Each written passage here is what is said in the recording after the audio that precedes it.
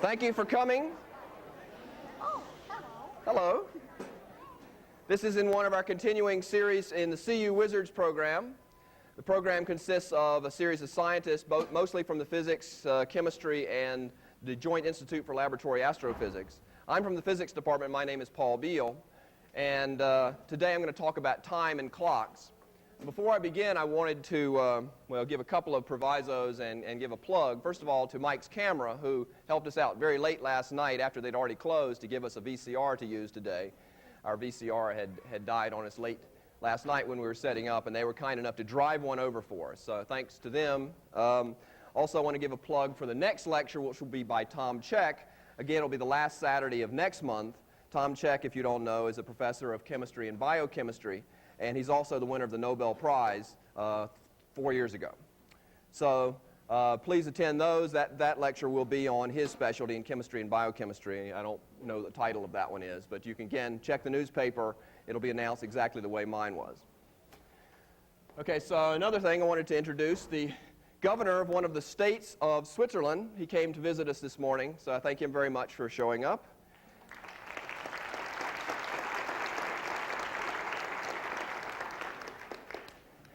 And I want to start off just talking about time. Time is one of the most mysterious things in all of science. Most of the things in science, we at least have a gut feeling that we think we can get a handle on, we can begin to understand it. Time is perhaps the most mysterious of all the things that we can measure in science. And remember, science is a field in which you think about the world and observe its behavior, and in particular measure it and develop physical models for what you're measuring. And time is one of these things that we can measure with exquisite accuracy. But it's a very difficult thing to say what it is. What is time is a question that's beyond, I think, our intellectual comprehension at the moment. It's something that just is, and we can measure it and describe how it affects other phenomenon. But by being so mysterious, it's something we always want to keep looking at. For example, why does time run forward rather than backward? Okay, none of the laws of physics could care less. The laws of physics don't care whether time is moving forward or backward. But we certainly seem to be able to tell the difference between running forward and backward because we can remember the past and we can't remember the future. The future hasn't happened yet. So why time does that is one of these great mysteries of science. Now, most of the measurements of time, when we measure time, we compare it to physical phenomenon. And by all indications, time moves forward at a completely constant rate. But if you think about your own perception of time, sometimes time seems to run faster than others, and sometimes it seems to run slower than others. And I can imagine that 3 minutes before the bell at the end of the school day, it seems to be running awfully slowly.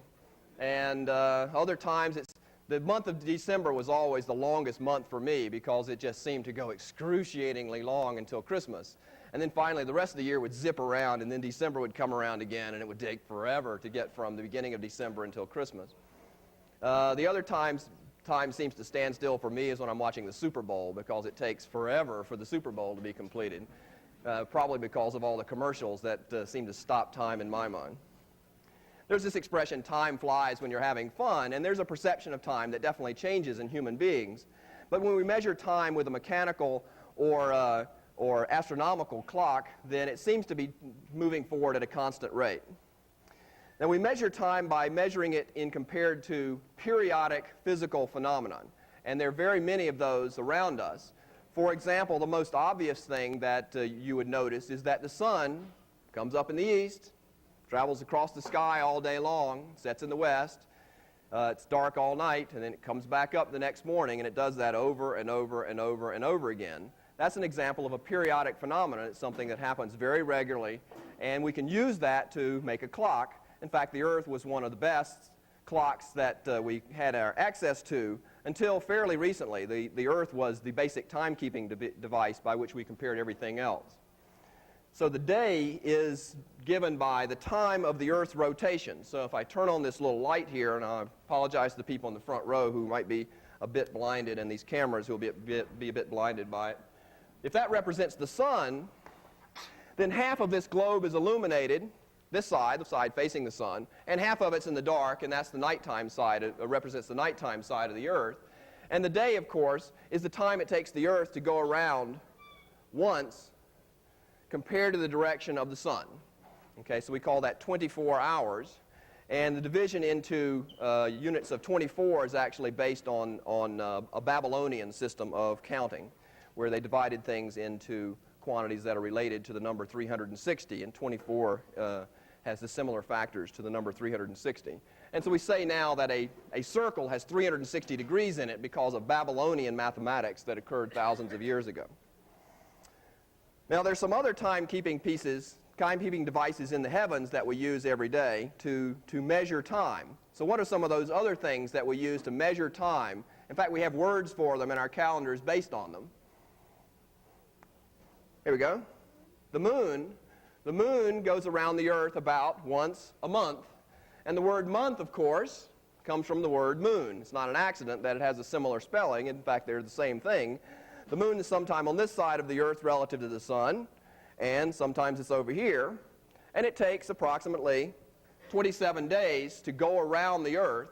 And so our present definition of the month is based upon the idea there's this periodic waning and waxing of the moon's phases as it goes around the earth. Sometimes it's near the sun and you get a crescent moon, and sometimes it's on the far side of the sun, so at the nighttime side of the earth we can see the entire illuminated face of the moon. And then every once in a great while the moon gets directly behind the earth compared to the sun. What's that called? It's called a lunar eclipse, in which the moon is not illuminated by the sun. The only reason we can see the moon is that the sun shines on it and we see the reflection of the sun's light on the moon. And then sometimes the moon gets in the way between the earth and the sun.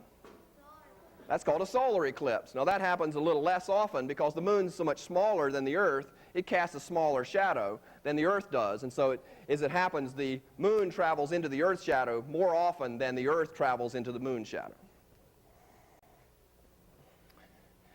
Now, one of the other fundamental units that we measure time by, in fact, the definition of all our time scales in what's called the System International, the basic system of units by which we measure all physical phenomenon, that unit is called the second. Now, there's also a periodic phenomena in our daily lives that has a period of approximately 1 second. And what would that be? Right, your heartbeat, boom, boom, boom, boom, boom, boom. The fact that the second was defined is not completely arbitrary. It happened to be connected to the fact that there's this natural periodic phenomenon in your chest, your heart beating. That's not always at the same rate, but has this rough period of approximately 1 second. Now what we can do today is show you an electronic picture of your heartbeat, and I'll take a volunteer right here, okay? All these front row people are going to have something of an advantage on you, but not too much of an advantage. So we need to switch to the other input. Boom, boom, boom. Not that one. There we go. And we need to kill this light here a little bit. There we go. No, not that input. She's got the computer on. Not that one. Just go back to the regular video input. There we go. Okay, now, Bud, we need this camera. Okay. And let's kill the lights just a little bit so we can see this better on the screen. If you just stand right there for a second and hold these two. Okay, not like you're grabbing a snake, but just relax and grab there. Okay, so let me just clear this, get some going here. So I need to adjust the height. Okay, so what you're seeing there is little voltages in this person's body as opposed from left hand to right hand that are caused by the beating of the heart. So you see this ba-boom, ba-boom, ba-boom, ba-boom. So his heart's beating at a regular rate, and we can in fact take a picture of that.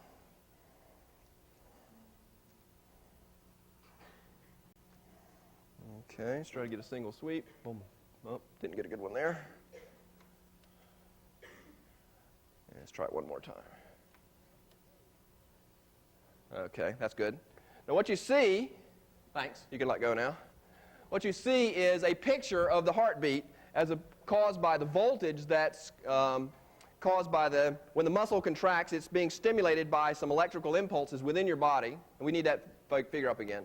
And you see there's one heartbeat there, boom. And then the heart goes through a regular cycle where the various parts of the heart are actually doing various things. Remember, there's the ventricle and the auricle, and they're all doing various things in connection to one another. And then there's a completely new heartbeat there. This big pulse right there is when the ventricle is pumping the blood to the body. And then there's various little other pieces where the auricles are pumping things to the into the ventricles and the other ventricle pumping things to the lungs. Okay? So you see this regular heartbeat.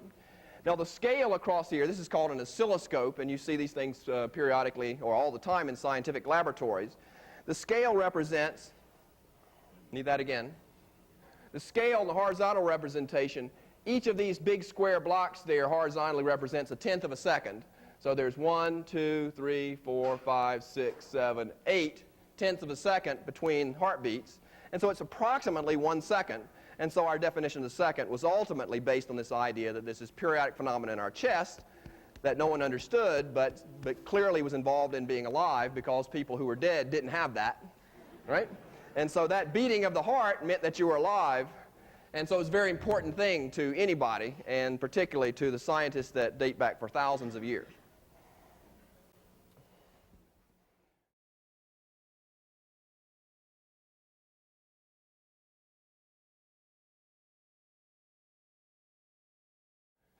Okay, so there are fundamental units in our body that respond at the level of 1 second or so.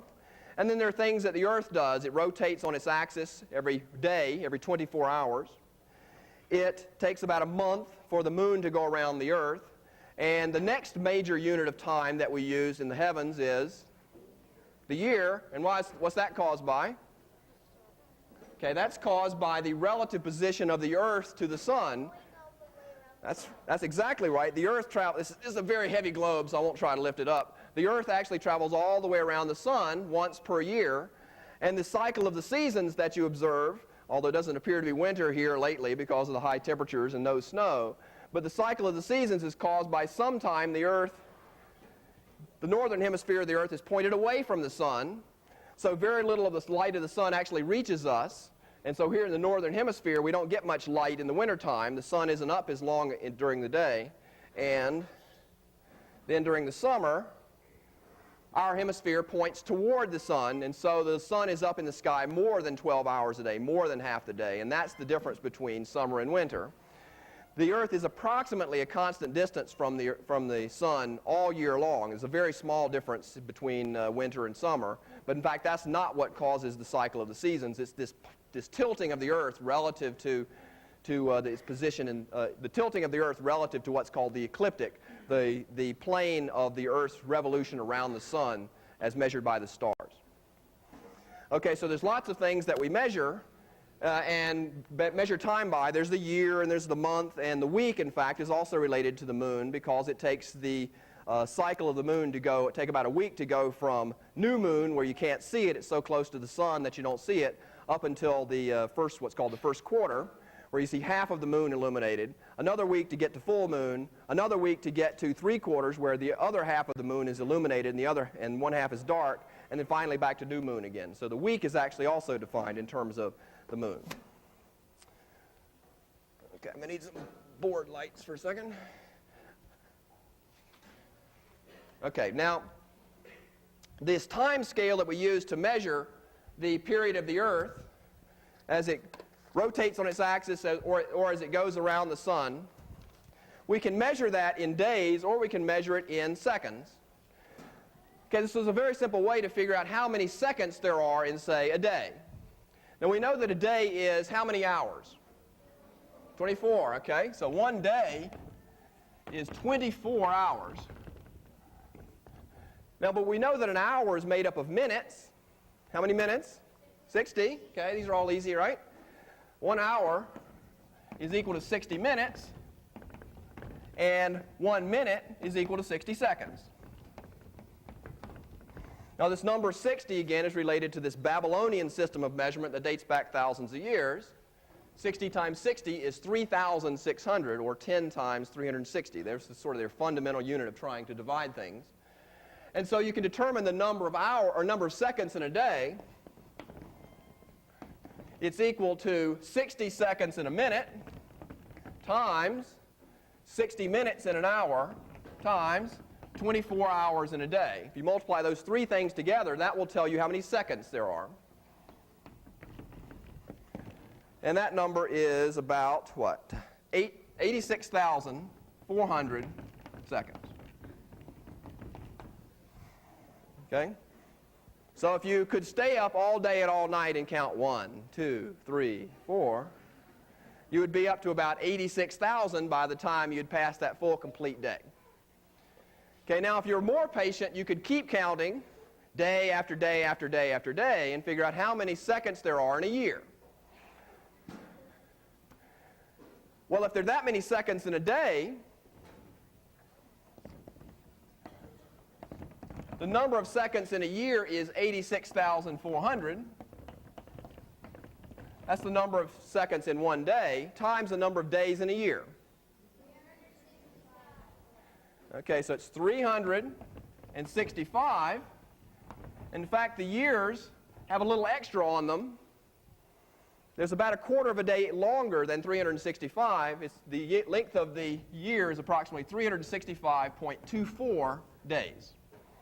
Now that 0.24 comes up periodically, and you realize it's there because leap year, right? Every now and again, you have to resynchronize the Earth's day structure with the year because there's this extra quarter of a day or so that appears in every year. And so once every 4 years, you just insert an extra day in the calendar, and you call that leap day, and you put it at the end of February. Okay, if you multiply those two numbers together, you get an even bigger number. 31,556,736. Okay, that's the number of seconds in a year.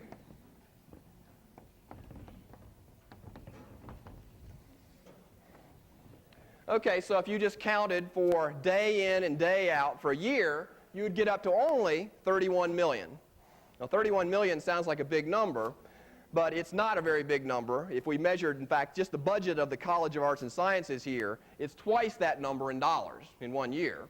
Okay, and so this is a big number, but it's not a humongous number. When we start talking about dollars and cents for, say, the United States, this is a very, very teeny tiny number. Okay, so there are very big numbers when we start measuring time because a second is a fairly small unit of time, even though we can measure the second by breaking it up into pieces that are billionths and trillionths and so on. We can break up seconds and carefully measure them in very small fractions.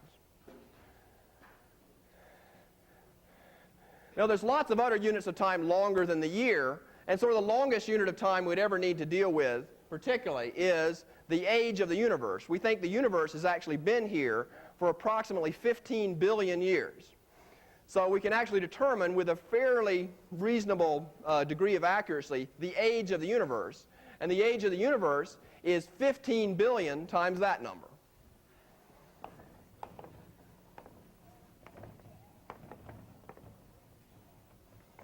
So it's 31 million or so times 15 billion. Is that right? Got enough zeros? And so if you write the age of the universe in seconds, you get 473. And let's see how many seconds. 1, 2, 3, 4, 5. I'm going to do this 5 times.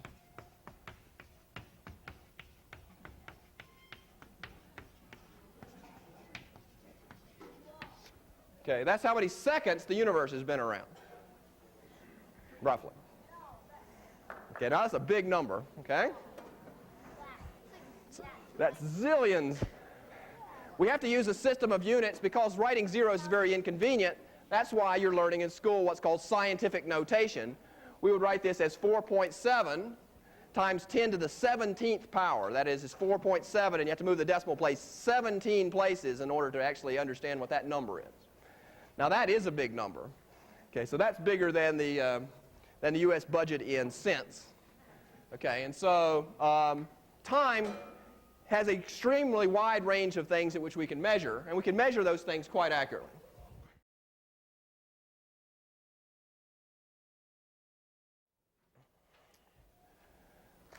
Okay, now we can use things in the heavens to measure time. In fact, that's what man did for centuries upon centuries.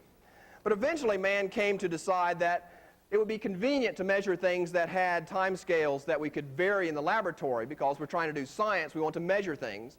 And measuring time is very important because time reflects all the other properties of nature. All the other properties of nature depend on time. So there were many timekeeping devices that were invented, and there were some things like hourglasses and things like that, water clocks that were invented thousands of years ago. But the next big advance occurred in the end of the Renaissance, and that had to do with a pendulum.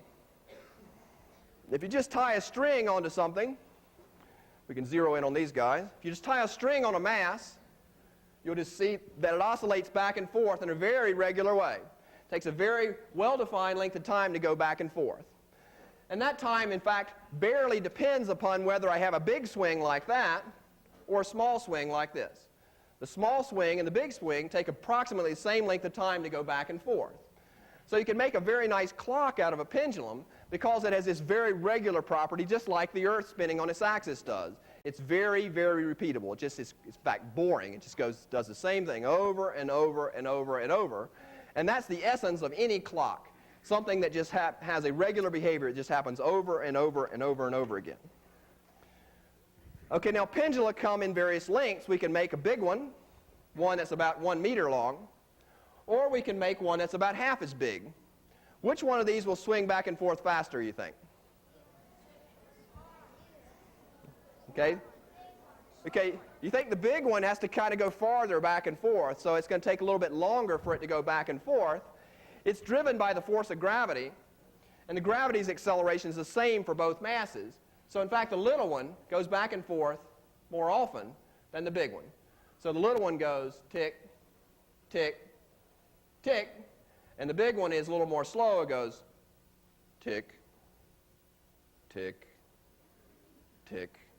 But they both go tick, tick, tick, and that's the important feature of any clock, something that just is a very regular behavior, which you can then connect up with a set of gears to make something that keeps track of the time. In fact, Galileo is the person who first worked out the idea that the pendulum had a constant period. The period is the length of the time it takes this mass to go back and forth. So it's starting there to there, back to there is called the period of the pendulum. And we can measure that with a more fancy clock that we know how to build today, what's called a digital clock. So I can use more or less a stopwatch to measure that time. The time it takes to go back and forth is little more than 2 seconds for this particular length of pendulum.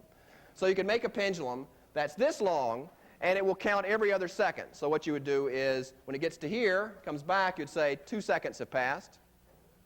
2 more seconds, 2 more seconds. And when they first built the pendulum, you would have it do that, and you'd say how many times does it go back and forth in something that we know about, the day, and therefore we can divide up and calibrate the pendulum compared to the length of time of a day. Now, so that was the way in which you compared the periods of different clocks. You would calibrate them against something in the physical heavens, the length of the day, the length of the year, something that you understood. Now, what about this pendulum right here? How long will it take this thing to go back and forth? Will it be longer or shorter? Longer. Even longer, right? Now, this one's even more boring. It goes tick, tick. Okay? Nonetheless, it makes incredibly good pendulum, incredibly good clock, because it has this very regular behavior. And it doesn't seem to depend, its period doesn't seem to depend on whether I give it a fairly big push. I can measure that period. Okay, we'll start there, and we'll stop there, and this clock says 4.9 seconds have elapsed. Is that right? Okay, let's try that again, make sure that's right. Start. Yep, okay, so about between 4 and 5 seconds. Now what happens if I give it a bigger swing? Will it take any longer? Or will it go take a shorter time? Okay, we'll start it there, and it'll go back to there, and it's about the same time, right? 4.6 seconds. Okay, now that's a very curious phenomenon, and that's the basis of any clock, something that's reliably giving the same period, independent of how hard you push it.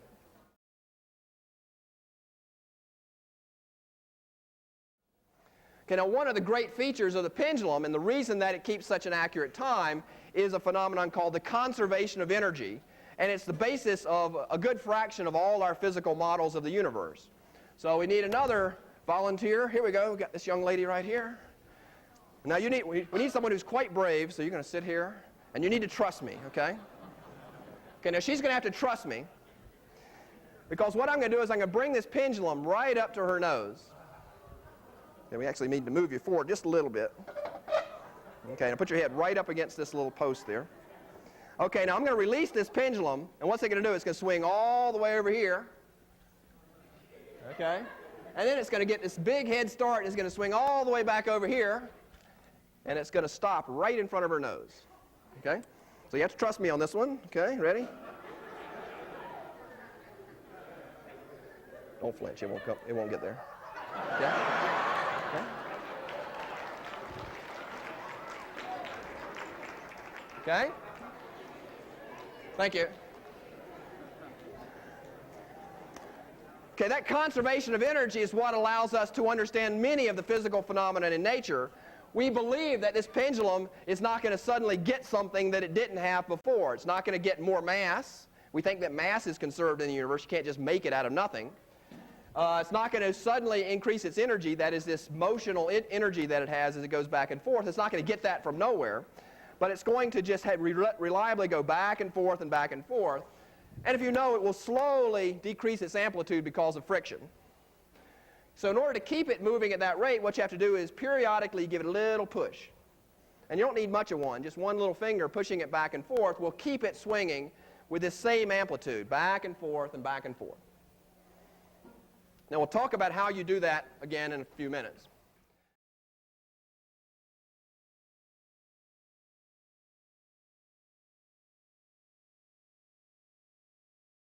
Okay, so that's one type of clock. And in fact, it was a very good clock that was used for decades. But one of the reasons for having a clock was discovered it was actually understood quite time before that, but the reasons for having good clocks was mostly driven by military needs. And the military needs arose from the British Navy. The British Navy needed to be able to send their ships anywhere in the world and reliably put them at a known location at some point, and they needed to be able to navigate around the oceans of the world. Now, when you're navigating the oceans in the world, you don't have access to looking at land to see where you're at, so you have to know in the middle of the ocean where you are.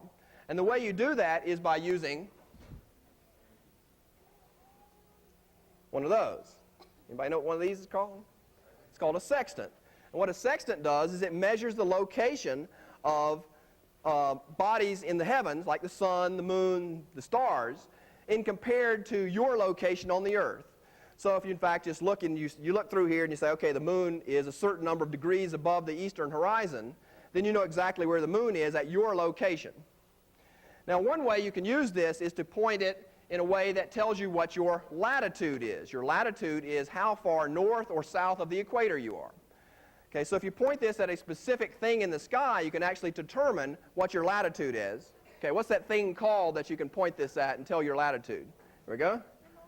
The North Star, right? The North Star is a star that happens to be right off in that direction above the rotating axis of the Earth. So if you're on the Earth and you're looking to see where's the North Star compared to the horizon, you can determine exactly how far north of the equator you are. If the North Star is 40 degrees above the horizon, then you're, is that right? Then you're 40 degrees, is that right? 40 or 60? Got that back. 40 or 50. You're north of the equator by that a number of degrees. Okay, so if you look up in the sky in Boulder, no, 50 degrees. If you look at the sky in Boulder, the North Star is 50 degrees above the horizon, and it stays put all night long in one place. So you just line your sextant up, measure the angle between the North Star and the horizon, and that tells you exactly how far north of the equator you are. Now that's convenient in the northern hemisphere. In the southern hemisphere, there's no pole star. There's no star right there. But the locations of all the stars that are near the pole are known, and so you can do something very similar in the southern hemisphere. So you can determine where you are in this direction.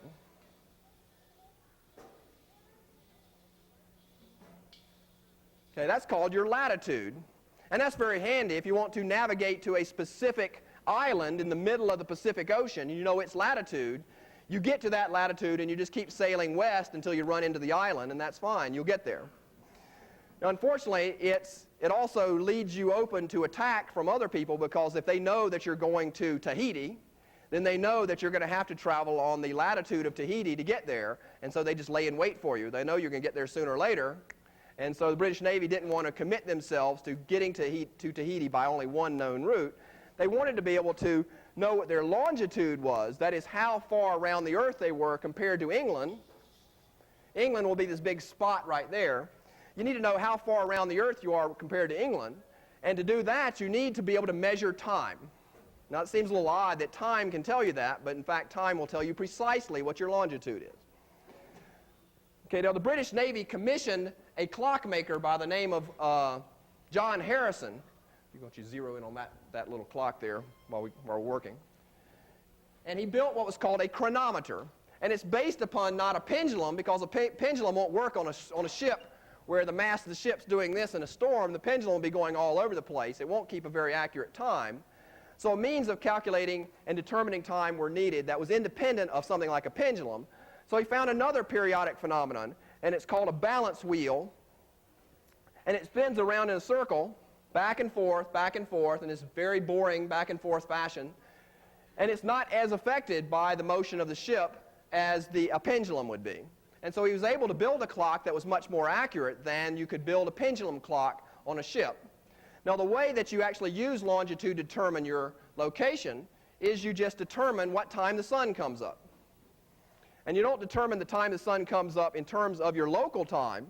You determine the time at which the sun comes up compared to what's called Greenwich Mean Time, the time in England. And our present time system is based upon the time in England, because they were the first people to bother to do it. Okay, so here's England. Okay, as the Earth rotates, at about 6 o'clock in the morning, it's rotating west to east, the sun comes up. So the people in England measure the sun coming up about 6 o'clock in the morning. Now, if you happen to be in the middle of the Atlantic Ocean, the sun won't come up at that time. It won't come up for a number of hours later. It might come up at what is in Greenwich Mean Time is noon, okay, 6 hours later. And if you can measure when the sun comes up with a good clock, you can determine your location in this direction. That's called your longitude. And the farther it is difference between when the sun comes up at your location and 6 o'clock Greenwich Mean Time, you can determine your longitude. And so it's just a matter of measuring the location of the stars and sun in the sky compared to what you already know is happening in Greenwich. So you need a clock that is very accurate, so that the time here after you've been traveling for months is in fact completely accurate compared to a clock in Greenwich. Okay, and so John Harrison's clock, which was commissioned by the British Navy, was able to do that. It was able to maintain an accuracy of only a minute or two over the course of months and months and months of travel that it took to get from England to, say, Tahiti. So the reason that the Bounty could navigate accurately to Tahiti is that it had a clock on board called a chronometer that allowed them to determine where on the face of the Earth they were, even though they were in the middle of the ocean.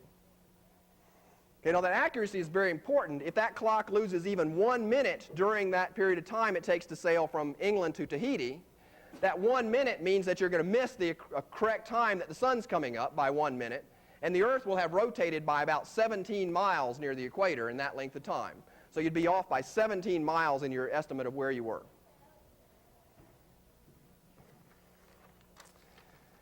Okay, now today we have clocks that are much more accurate than that. Where's my little cheap clock here? This little thing cost me $5.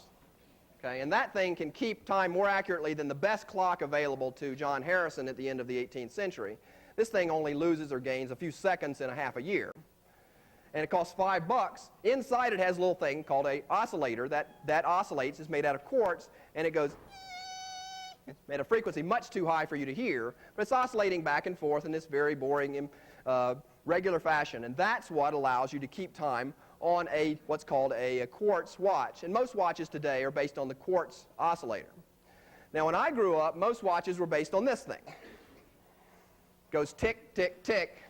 And most of you have probably never heard a watch that goes tick, tick, tick. Okay? Most of the watches you buy, if you can buy that for a few bucks, you know, that's what your parents are going to buy for you, is something that's a couple of bucks. And it keeps time much better than any mechanical watch that's based on tick, tick, tick. Now, when I remember being in church one time, and the preacher was droning on, and one of the elders in the church pulled out his pocket watch, looked at it. It was well after 12 o'clock at that time. He looks at it and puts it up to his ear. Then he goes, bam, bam, bam, on the church pew. And that was, of course, a signal for the preacher to finish it up. So he could do this ostentatious thing of putting it up to his ear and listening for the tick, tick, tick, and he was pretending that, in fact, it had stopped because it certainly sounded like the preacher was going on forever. Okay.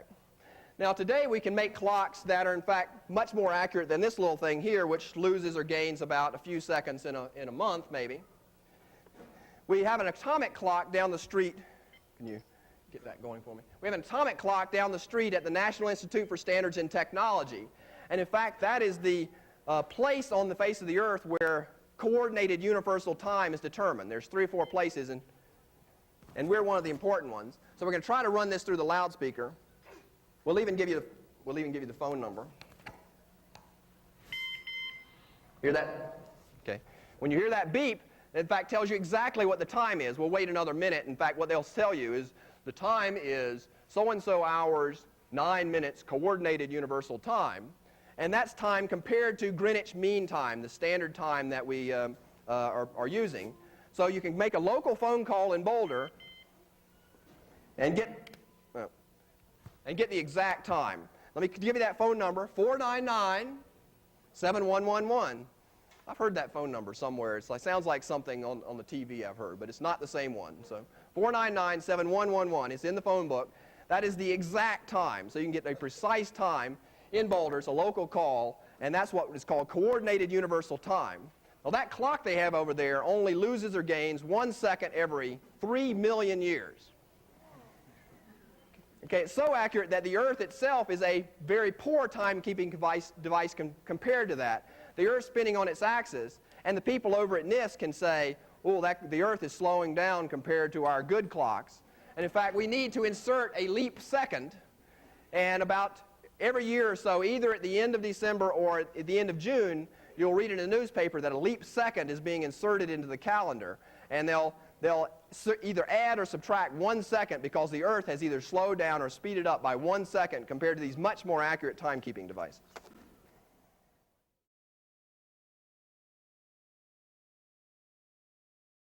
Okay. Now the question is, what makes a good clock? Why is a pendulum not quite as good a clock as John Harrison's chronometer? And why is an atomic clock better than that? And why is that better, in fact, than a quartz oscillator? And that idea is called resonance. Okay, so I need another volunteer. You right here. Okay, and so we're just going to use your little finger. Okay, so just with his little finger, he's going to get this great big old pendulum moving. So I just want to use your pinky. Okay, and just push it here. Don't push on the wire. Give it a tiny little push. Okay, now when it comes back, now give it another push. Just with your pinky. Okay, when it's going in that direction, give it a little push. Okay, give it again. A little more than that. We have a time limit. Okay, give it a push. Okay, so keep doing that. Just keep giving it a push, just a little bit with your finger. And eventually that oscillation will build up until it's as big as we had it before. Probably take him maybe 20 or 30 pushes to do that, but the amplitude of that will just get bigger and bigger and bigger. Now the reason it does is called a phenomenon called resonance. There's a particular frequency that this pendulum likes to oscillate. Frequency is 1 over the period. The period is measured in seconds, and the frequency is measured in hertz, or inverse, 1 over seconds. Okay, so he's giving us a little push, and this pendulum likes to go back and forth until we're going to hit our rest of our stuff here.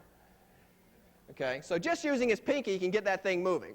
So he's pushing it, what's said to be on resonance. So he is, in fact, being tied to the pendulum by being forced to push it once per the period of the pendulum. And so you can make this clock go back and forth by connecting it to a timekeeping ratchet, which allows it to go back and forth, and it forces you to push it at the right rate. Thanks. That'll be enough. Okay. Don't want to break our strobe here.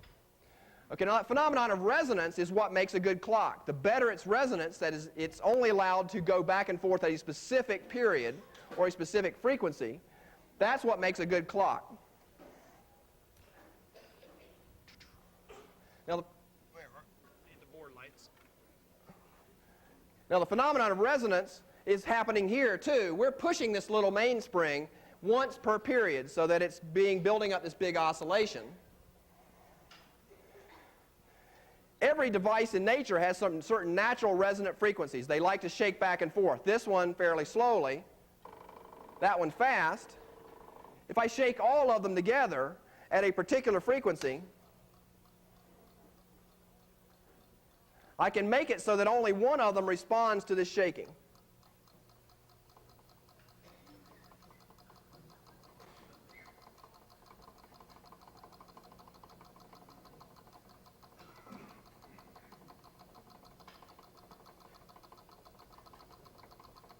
Let's try to get that one.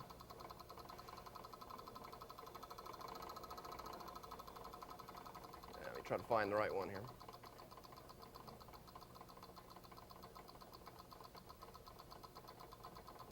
There we go. Okay, I'm shaking all of them at the same rate, but only one of them likes that particular shaking rate. And that's the one that's going crazy there. Okay? All clocks are based on the idea that there's a specific frequency that something inside the clock likes to go back and forth on. If it's the pendulum, it's the time the pendulum goes back and forth. If it's this mainspring, it's the time it takes the mainspring to go around once. If it's that thing, it's the time it takes to shake it back and forth. If it's an atomic clock, it's the time for an atom inside the atomic clock to shake back and forth. Okay, now we have a very big example that we're going to run on the video, so we're going to need to have our video connected.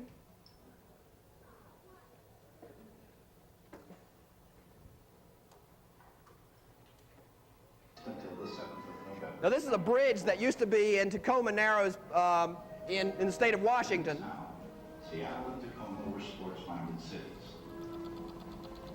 For 4 months, a regional sport was to drive across the bridge on a windy day. While some claimed it was like riding a roller coaster, others found it a little disconcerting to see the car in front disappear.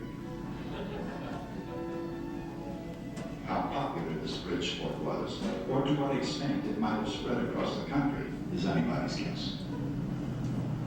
On November 7, 1940, the winds were relatively moderate, about 40 miles per hour. A new mold appeared.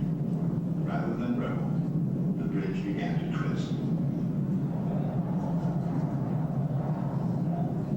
A wind of 40 miles per hour is not too strong, but it was strong enough to start the bridge twisting violently. You'll notice the guy out in the middle. I hope he was well paid for that. It fell. You can see he just barely survived the bridge collapsing.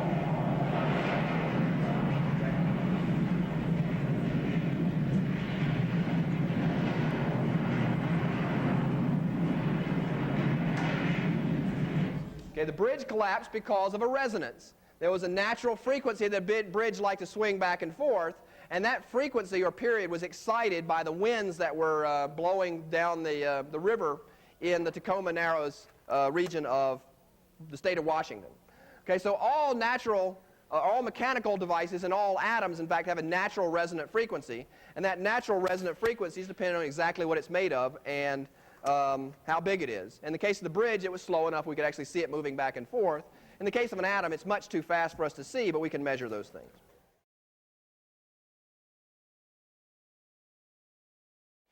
Okay, now what we'd like to do now is talk about how you measure things that happen very, very fast.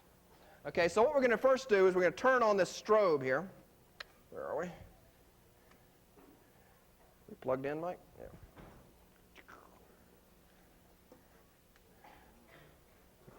Is this one on? Oh, no, this one's not on. Okay, I need another volunteer who's going to kind of dance in front of the strobe here. We need someone wearing white. How about you right there? White will look better. Okay, let's bring the speed down. Okay, thanks. You need the lights. So if you stand in front of the strobe, okay, so I want you to stand all right about here. Okay, and just say do a jumping jack or something. Just try to dance.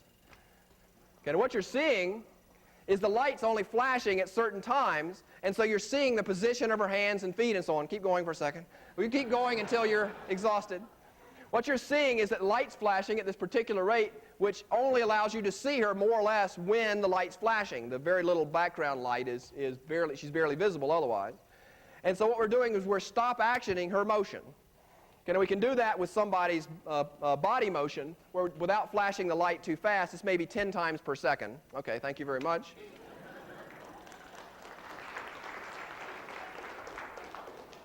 Now we're going to try to do this with a fan. A fan rotates very fast. First of all, I'll turn the fan on to show you that it's in fact is moving.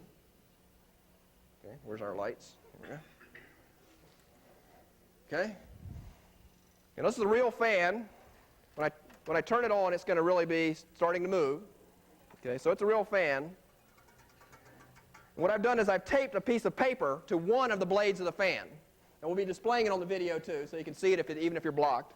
And so what we're going to do is we're going to flash this light so that every time that fan goes around once, we're going to flash the light once. And so what it's going to look like is this fan is standing still. But believe me, it's not. It's going at full blast. Okay, so what we'll do is we'll bring the house lights down, and we'll turn the fan on. Get the strobe a little closer.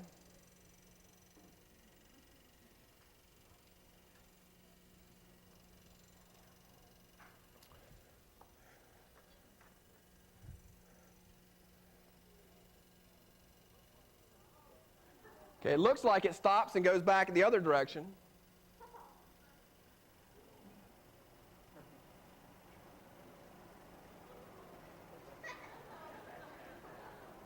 Okay, so it looks like it's standing still, but believe me, it's not.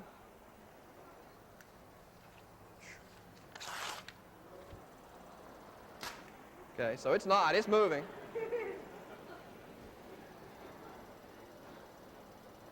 If I flash the strobe, it's flashing about 17 times per second now. This fan goes around about 17 times per second. Then what it appears to be is the fan standing still because the light is only illuminating it when the blade with a little piece of paper on it's at the top. Now if I speed up the speed of the strobe,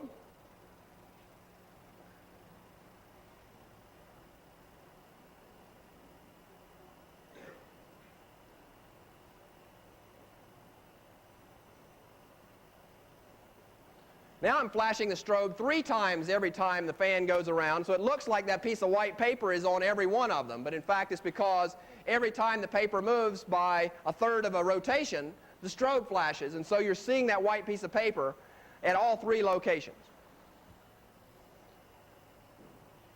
Now the idea of a strobe in this context was invented by Howard Edgerton at the Massachusetts Institute for Technology in Boston. And he used it, first of all, for more or less this purpose, to actually look at moving machinery to see if it was working properly. If this fan was about to fall apart, you would see that it was about to fall apart by the fact that the fan was doing something funny every rotation. Okay, so what we're going to watch for a brief minute is a movie. And it's still moving. Here it is. Okay.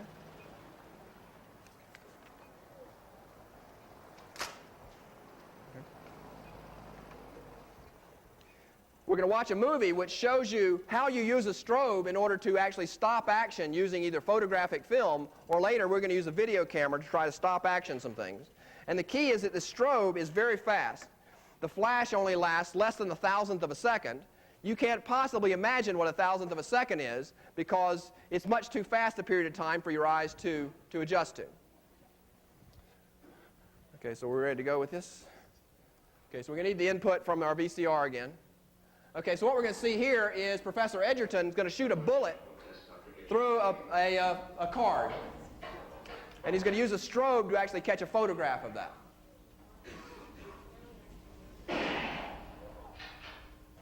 Now, even as the strobe light reveals it.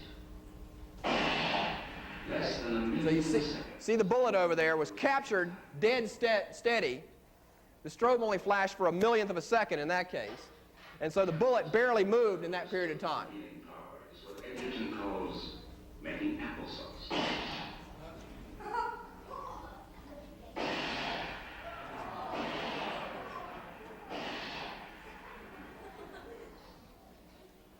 Now you can use this technique to create slow motion movies as well. Edgerton's visual techniques combines the powerful strobe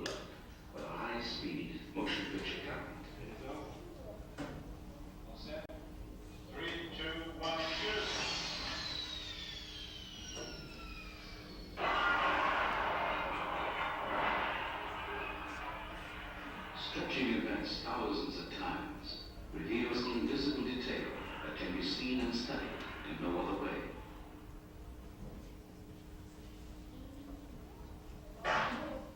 That was a firecracker. The explosion of a firecracker, now slowed down 1,200 times.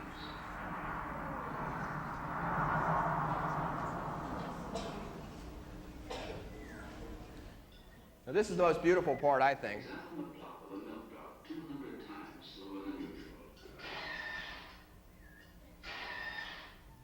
And it becomes a magical vision of hydrodynamic behavior.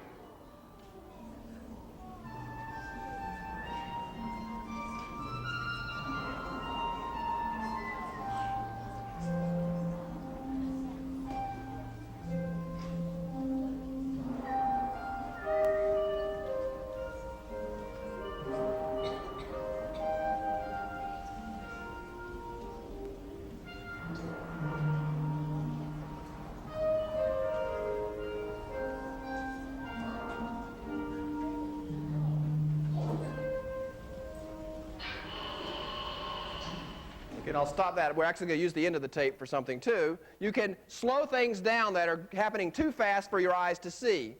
Human reaction times are in fact slow enough that it takes the length of time for actually to be able to recognize that something's happening, see it happening in your brain, and transmit to your limbs to do something.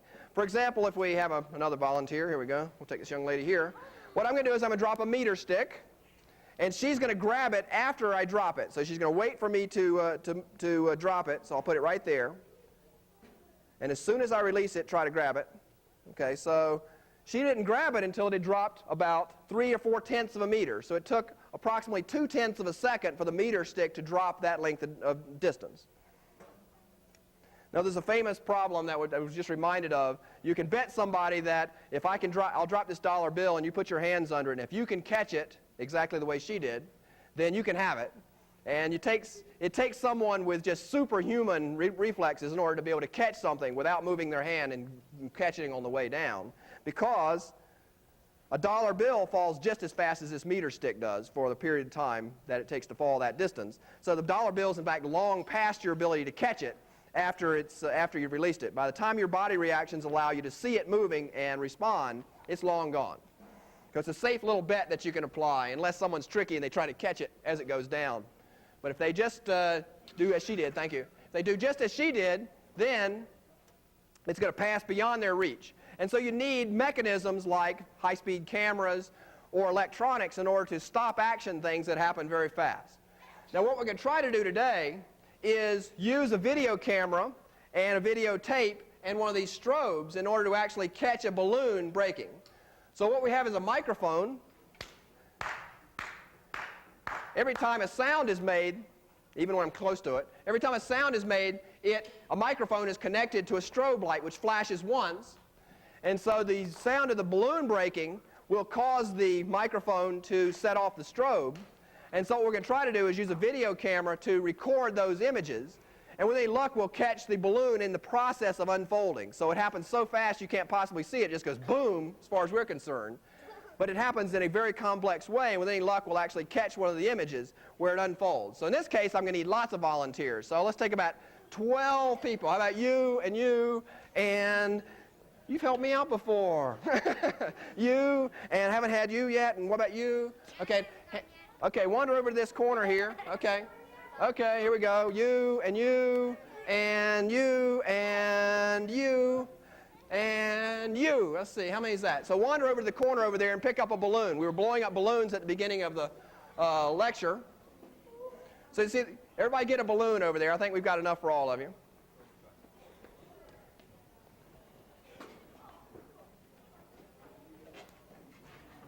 Boom! Okay. And we got plenty? Okay, so can we get this video fed up there? We're going to stand up right in front of this camera. Is camera on? Okay, here I am. Every time I clap, the flash goes off. And so what we're going to do is we'll have the video camera recording the scene, and with any luck, we'll catch the balloon in the process of unfolding. No, you're going to have your ears ringing for a while, but my apologies on that. Okay, so let's take the first guinea pig. Why don't you stand right there? You want to start? No, okay. Who wants to start? You look brave. Okay, why don't you stand right there? No, you. Hey, why don't you? Let's do it so that's right in front of you. Okay, you stand right there. Okay, is he in the middle of the screen yet? Can we see him? Not in the middle? Okay, so let's bring the camera down a little. Is that better? Yeah, I can see him. Okay. I got a big. There we go. Now hold the balloon right in front of your face. Right there.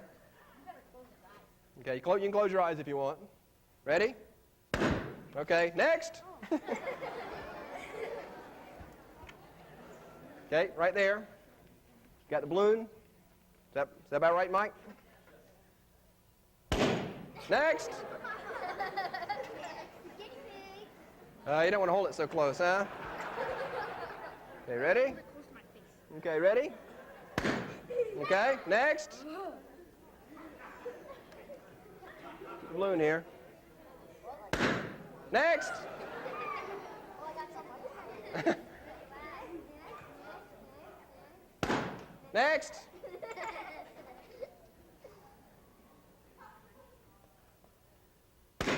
Next. Hopefully we'll get a few good ones. Get good ones in here. Here you go. Hold it. Hold it up.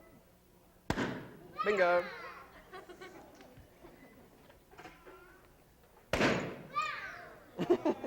Got a few more.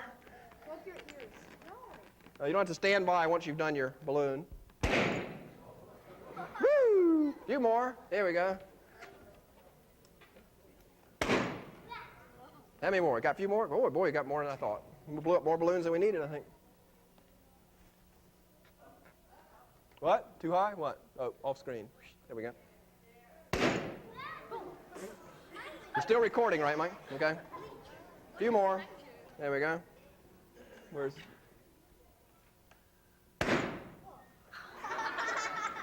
Okay, ooh, we got this great big one with the little guys here. All right, we're going to be in good shape here. Okay. There's a big one. Here we go. Don't you want to stand right in front of it? Oh, too far. There we go. Ready? Woo! My ears are ringing. I got one more? Okay. Here we go. Last but not least. Look at the size of it. Come on, you want to stand behind it? It won't hurt. Trust me. Okay. Okay, hold it up. Ready? Boom. Okay. Okay, now what we're trying to do is go through those and find the frames in which the balloon was unfolding. And it works about half the time or third of the time.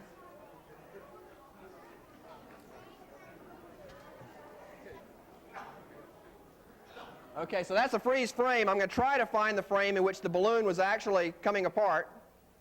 Each little shake there is about a 30th of a second. And the camera can follow that, but it's not able to follow the very rapid unfolding of the balloon. Okay, well.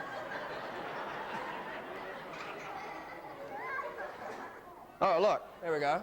So the balloon is half unfolded there. You can see that it's half there and it's half not. It's right in the middle of unfolding. In order to capture that, that flash has to take place in much less than a thousandth of a second. The camera is only recording about 30 frames per second, so all it says is either it's there or it's not. It happens in this case that we've caught it right on the flash that we triggered with the microphone, and therefore we can see the unfolding of the balloon there. Okay, so let's try, see if we can find a couple more.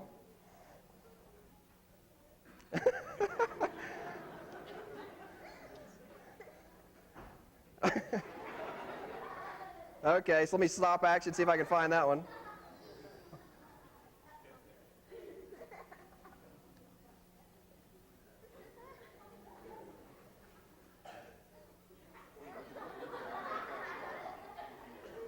Oh, that one missed. Okay, it was there and it's gone. I mean, that's how fast it happens. The shutter wasn't actually open during that period of time when the flash occurred, so that one we didn't actually catch.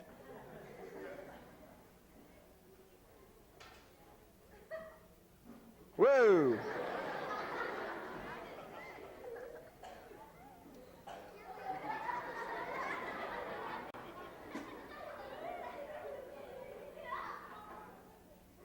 There we go. You can see it's half there and it's half not.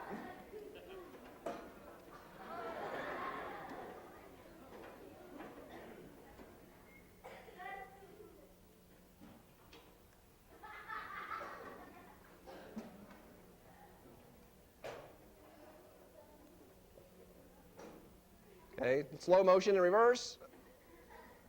Any luck? Oh, no, it was there and then it was gone again. Okay. At least the first one seemed to be a good one. Here we go.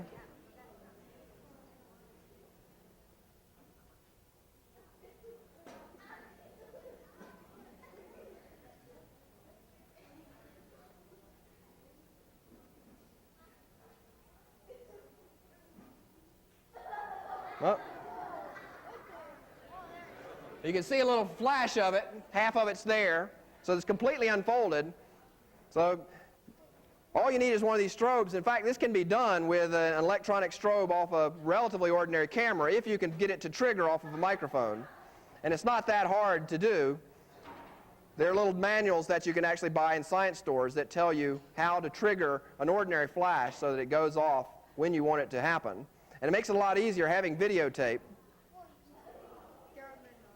Yeah. Okay, that one's just, boom, gone. It's already gone. So 30th of a second is a very long time for this balloon.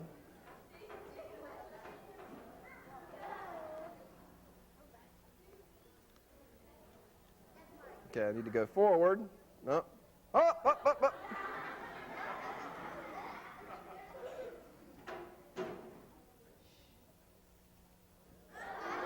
Okay, there's a balloon actually stuck on the board there, you see.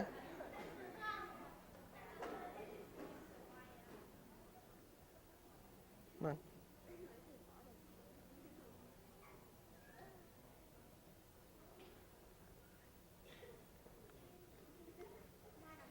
on. Okay, come on. He's trying to... Who took a souvenir? Who was that? Yeah, that was you, huh? What's going on there? Oh, somebody's balloon's in front of the camera. Okay, let's see if this one works. Maybe we can see it jumping. This will be in reverse. It should be jump off of the board, frame by frame. Here it comes.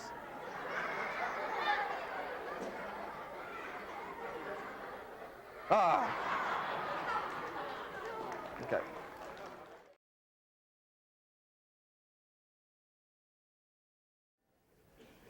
Now, something that actually happens that's too fast to see, but actually can be heard, is this.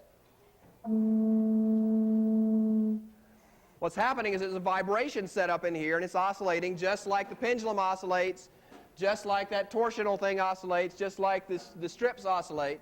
There's an oscillation of sound waves inside the pipe, and what you can hear is the frequency. You can affect the frequency by using different size pipes. So a big pipe like this one has this nice low note. And a larger pipe would have a lower note, just like the pendulum had a lower frequency, a longer period. And a little skinny one, a little tiny one like a piccolo has a higher frequency. Same thing's true with the piano. Okay, so we're going to need the computer input up there, please. Oh, it's rebooting. Okay, it's going to take a second. So a piano has a particular frequency, and you can hear it with your ear. This is a high frequency, and that's a low frequency. Okay, is it operating, Mike? Okay, well, okay, so it's rebooting now. Okay, so you can actually hear that with your ear, and we're going to show it on the oscilloscope very much like the one that we took the electrocardiogram off of the heart muscle a little while ago. So we're setting up the computer. The computer has a little program in it that's more or less an oscilloscope, but it has the extra advantage of showing the frequencies. And so you can hear the difference between this and more or less the same note on the piano. Not many people would confuse those two things. You can instantly tell the difference even though they have approximately the same frequency. It's the frequency structure that's different.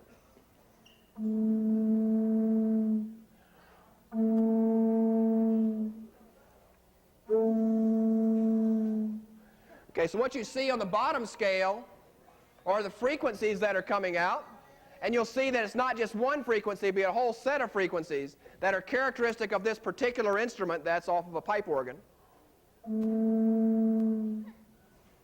Whereas a piano has a different set of frequencies that are arranged in slightly different amounts of the various overtones, the frequencies other than the fundamental being the lowest frequency. Now, a tuning fork, what you tune the piano with, except for a weird vibration, is mostly one frequency. Okay, so you see a very sharp frequency for a tuning fork. Tuning fork has a very precise frequency, so in fact it makes a very good clock because it's precisely at one frequency, whereas something that has a range of frequencies is not a very good clock. It doesn't have a very narrow resonance at which it's accurate.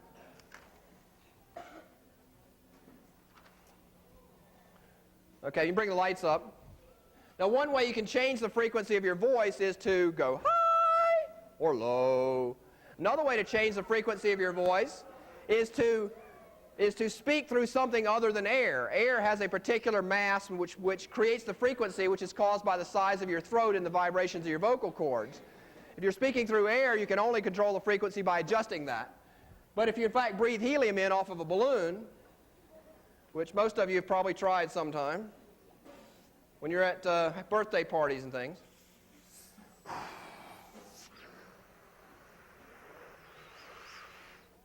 You have a very funny voice like this. And it's caused by the fact that I'm speaking through helium, and I'm not trying to make this funny voice, but the helium makes me have this funny voice because my vocal cords produce a certain frequency, and it comes out of my mouth as having, as I breathe all the helium out, slightly more normal voice. The same thing would happen in a pipe organ. If you put helium down the pipe organ, it would change its frequency. Okay, so the frequency is related to time. Where's my pipe organ?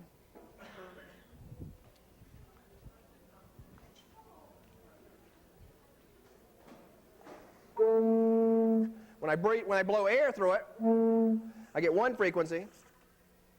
If I fill it up with helium,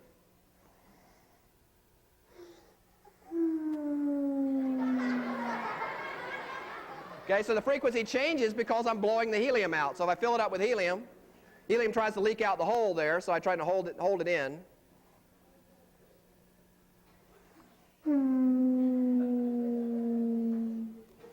Okay, so the frequency got lower and lower because it slowly got the helium out, and it slowly replaced it with air, and the air has this natural resonant frequency inside the tube there.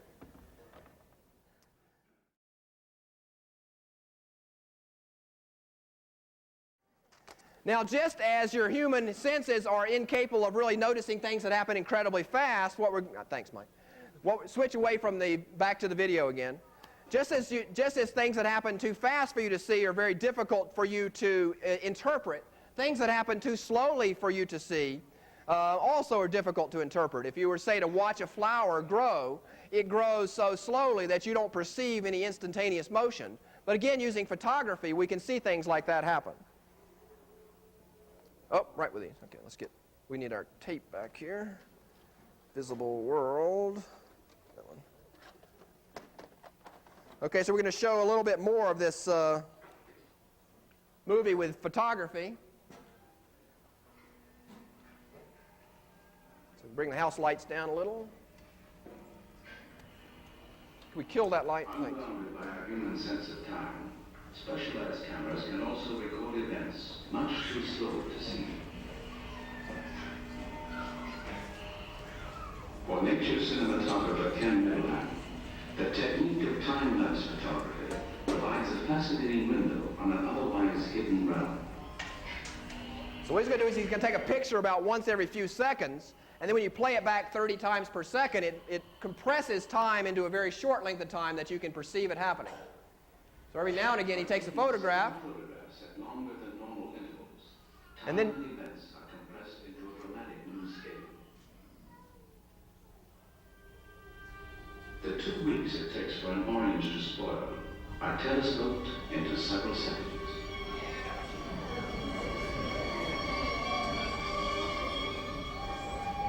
A bunch of unripe bananas mature before our eyes.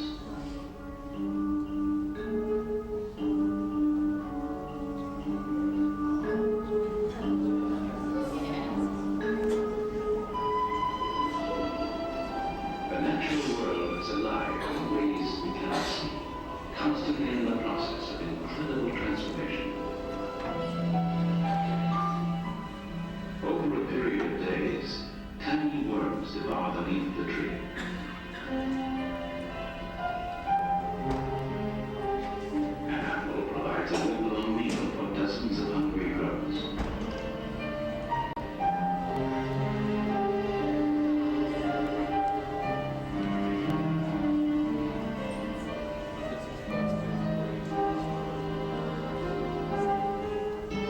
my personal favorite.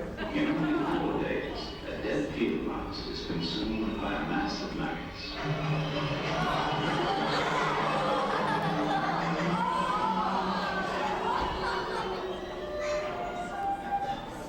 Actually, let me need that again. Could I have that again? There we go.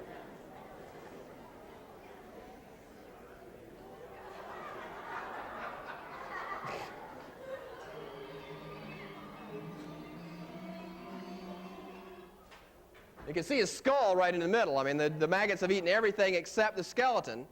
And that's why you often find skeletons out in nature, is because the meat has been eaten off of them by natural maggots and all sorts of bacteria and beetles and all sorts of things in the soil. It happens over a space of time, much too difficult for us to see unless we were to sit there very, very, very patiently for days on end to see it all happening. And this idea of time-lapse photography allows us to collapse things that are invisible, as it were, into a visible realm.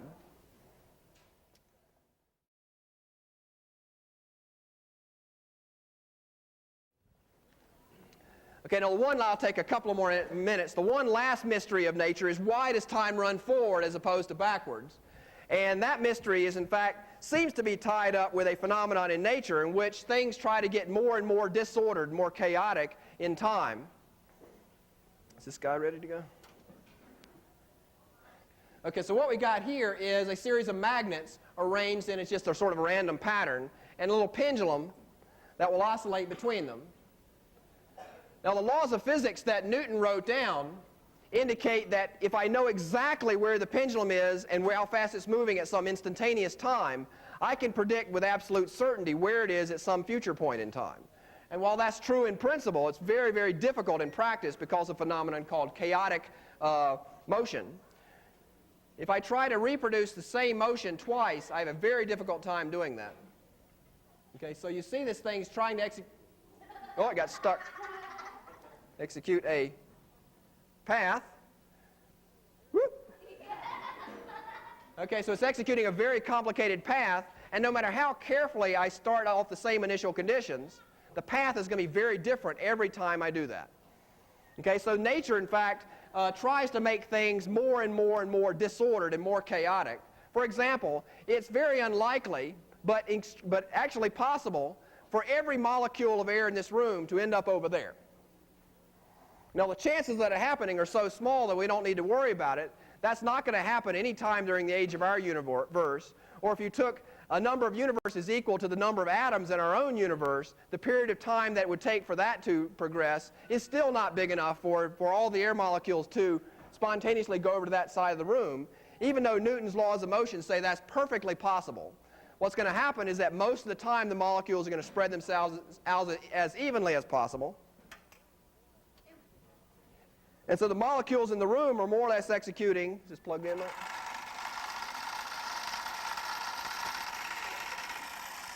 A motion like that is. What, Mike? It is. There we go. The molecules are executing a random motion, and the chances of all of them ending up on one side of that little picture there is very, very unlikely. Now, mysteriously, that seems to be connected with the fact that time always goes forward rather than in reverse, because it's one of the few things in nature we can point to that cares whether time is running forward or backwards. If time runs backwards, then it would be, you would be able to see these things coagulating in one side of the room, but if you start out with all the molecules on one side of the room, what happens in practice is they'd all end up spread out throughout the room very, very rapidly. So running time backwards and running time forwards in that situation, in fact, is very different. Okay, so let me thank you for your attention. Be sure to come to the next CU Wizard show. That's, again, the last Saturday of next month, and that's going to be held by Tom Check from the Department of Chemistry and Biochemistry. He's our Nobel Prize winner in chemistry, and I hope you enjoy that one and be as attentive an audience as you were for me. Thank you very much.